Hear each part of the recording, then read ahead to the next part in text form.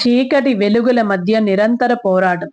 చీకట్లు చుట్టుముడుతున్న వెలుగు వైపు దీనంగా చూస్తున్న జీవితాలు కొన్ని. ఇవి కథలు కాదు, నిజ జీవితంలో జరుగుతున్న సత్యాలు. సంధ్య, నేను చిన్నప్పటి నుంచి ఒకే ఊర్లో కలిసి పెరిగాము. అప్పట్లో మా ఊర్లో 2 వర్గాల మధ్య వచ్చిన చిన్న మాట తేడా ఊరిని రావణ కాస్టులా మార్చింది. ఆ సమస్యని పరిష్కరించడానికి కలెక్టర్ అమ్మ మా ఊరికి వచ్చింది. ఆవిడ కారు ఆగ్గానే వెనక జీప్‌లో ఉన్న బంట్రోత్ పరుగు పరుగున వచ్చి ఆవిడ కారు డోర్ తీశాడు. ఆవిడ చాలా హుందాగా ఉంది. ఇరు వర్గాలతో చాకచక్యంగా మాట్లాడి సమస్యని పరిష్కరించింది. ఈ సంఘటన సంధ్య పైన చాలా ప్రభావం చూపించింది.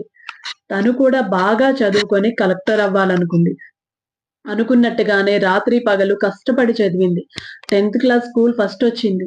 పై చదువులు చదవాలని ఎంతో ఆశపడింది. కానీ మూర్ఖత్వం రాజ్యమేలుతున్న రోజులవి. పైగా ఆడపిల్లలు ఎక్కువ చదివితే అంతకంటే ఎక్కువ చదివిన వాడిని తెచ్చి పెళ్లి చేయాలనే మరో మూర్ఖత్వపు వాదన. చదువుకోవాలన్న తన ఆశని చిదిమేసి పెళ్లిపీటలెక్కించారు కన్నవాళ్ళు. ఆ రోజు పెళ్లిపీటల మీద తన ముఖంలో నెత్తురు చుక్కలేదు. కానీ ఎక్కడో మనసు అడుగున చిన్న ఆశ. కన్నవాళ్ళు అర్థం చేసుకోలేదు. కనీసం కట్టుకున్నవాడైనా అర్థం చేసుకొని తన చదువుకి సాయం చేస్తాడేమోనని. కానీ అనుకున్నవన్నీ అయితే అది జీవితం ఎందుకవుతుంది? సంధ్య భర్త రాంపండుకి భార్య చదువుకోవడం కాదు కదా, కనీసం ఇంటి గుమ్మం దాటి బయటికి వెళ్ళడం కూడా ఇష్టం లేదు. భార్య గుమ్మం దాటి బయటికి వెళితే ఇంటి పరువు పోతుందనుకునే మనస్తత్వం అతనిది. వారసుడు కావాలనే అత్తింటి వాళ్ళ బలవంతంతో 3 ఆడపిల్లలకు జన్మనిచ్చింది. చివరి కాన్పులో ఏదో తేడా వచ్చి గర్భసంచిని తొలగించారు డాక్టర్లు.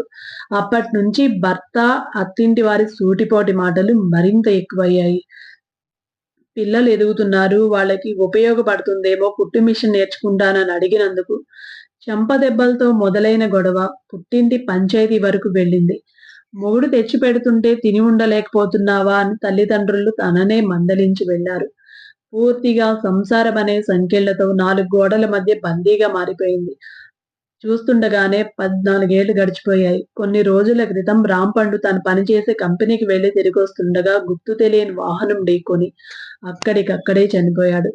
ఆ రోజు సంధ్య పిల్లల రోదనలో ఊరంతా చెలించిపోయింది.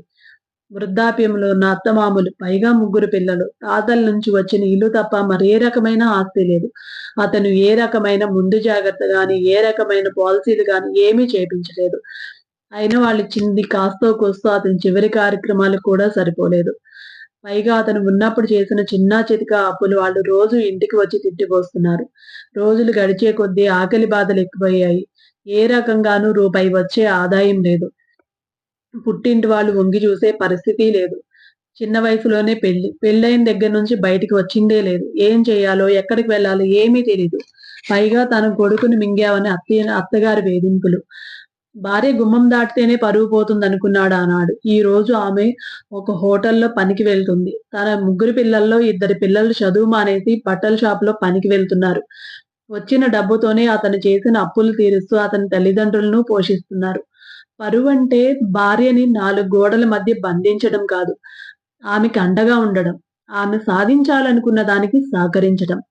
మనం ఉన్న రోజే కాదు, మనం లేని రోజు కూడా మన కుటుంబం గౌరవంగా ఉండేలా చేయడమే నిజమైన పరువు.